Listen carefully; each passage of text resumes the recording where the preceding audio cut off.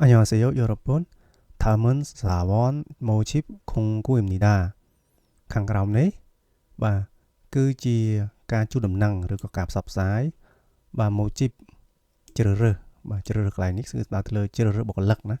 បាទអញ្ចឹងខាងក្រោមនេះគឺជាការជួនដំណឹងអំពីការជ្រើសរើសបុគ្គលិកណា Mắt chị ăn nên có sơn mua sim thì ca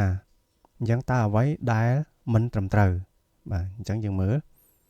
សាវនម៉ូជីបបាទការជ្រើសរើសបុគ្គលិកម៉ូជីបពូនញ៉ាបាទជ្រើសរើសបុគ្គលិកផ្នែកបាទឬក៏ផ្នែកដែលជ្រើសរើសបុគ្គលិកយ៉ាងទី1គឺស៊ូឈុលផ្នែកនាំចេញស៊ូអ៊ីបផ្នែកនាំចូលឆាកចកជូហ្គនបាទឆាកចកកន្លែងនេះគឺសំដៅទៅលើវិញ្ញាបនបត្រ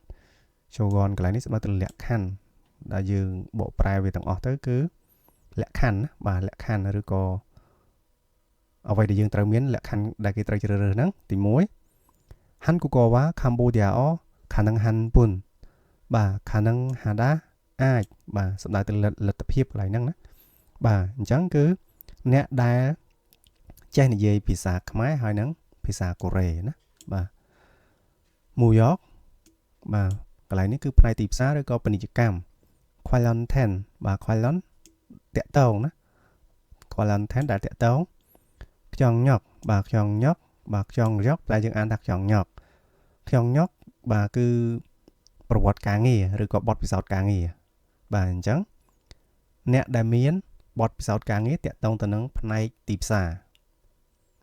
ម៉ូជីបផាំងប៉បបាទរបៀបនៃការជ្រើសរើសអ៊ីលឆាលើកទី1សូរីយូស៊ីមសាបាទស៊ីមសាគឺត្រួតពិនិត្យណាបាទអញ្ចឹងត្រួតពិនិត្យឯកសារអញ្ចឹងគឺផាំងមុនបាទមានថាយើងអាចទៅដាក់ផ្ទាល់ទី2 option បាទយើងអាចផ្ញើតាមប្រៃសណីទី3 internet shop su បាទគឺយើងអាចដាក់តាមរយៈអ៊ីនធឺណិតណាបាទ e-cha បាទលើកទី2គឺញ៉ាន់ចប់បាទគឺសម្ភាសជួយមើល Ilbon មូយ៉កអបមូវ៉ា Qualonten Soreus Sihame ធុងខ្វះហេយ៉ាហាំនីដាបាទធុងខ្វះដាបាទឆ្លងកាត់អញ្ចឹងយ៉ាងម៉េចដែរបាទឯកសារដែលតាក់ទងទៅនឹងបាទផ្នែកទីផ្សារឬក៏ការងារផ្នែកទីផ្សារហ្នឹងគឺត្រូវតែឆ្លងកាត់ការប្រឡងបាទអញ្ចឹងក្នុងអត្ថបទដូចជាគេអត់មាននិយាយទេគឺគ្រាន់តែត្រួតពិនិត្យទេគឺគេអត់ប្រឡងទេអញ្ចឹងចម្លើយដែលមិនត្រឹមត្រូវហ្នឹងគឺចម្លើយលេខ1ណាបាទគេឲ្យយើងរកម៉ាត់ជាអាននិនណាបាទអ៊ីបនមួយយកខ្វះ Qualonten error han kyong homi it soya hamnida បាទអញ្ចឹង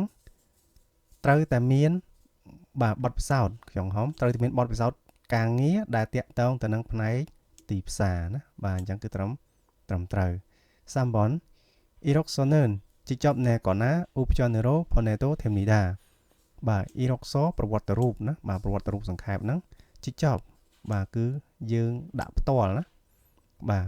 ជាប់ណែតាបើថាយើងយកឯកសារទៅដាក់ផ្ទាល់ឬក៏យើងអាចផ្ញើតាមប្រៃសណីក៏បានដែរណាបាទសាបនបាទនេះត្រូវណាបាទមានផាំងមុនមាន option សាបន 한국어와 캄보디아어를 할 수 있어야 합니다 អញ្ចឹងត្រូវតែចេះនិយាយភាសាខ្មែរនិងភាសាកូរ៉េណាបាទអញ្ចឹងគឺត្រឹម